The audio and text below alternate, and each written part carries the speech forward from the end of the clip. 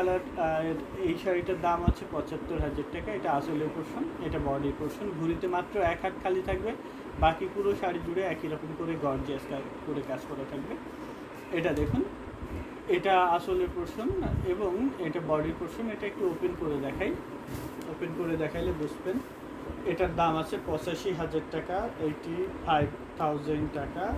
এত গর্জিয়াস কাজের একটি কটন জামদানি পেয়ে যাচ্ছেন। নিতে চাইলে স্ক্রিনশট নিয়ে অর্ডার প্লেস করে দিতে হবে। হ্যান্ডলুম জামদানিতে আপনি যদি ফুল পিকচার দেখতে চান সেটাও দেখিয়ে দেওয়া পসিবল।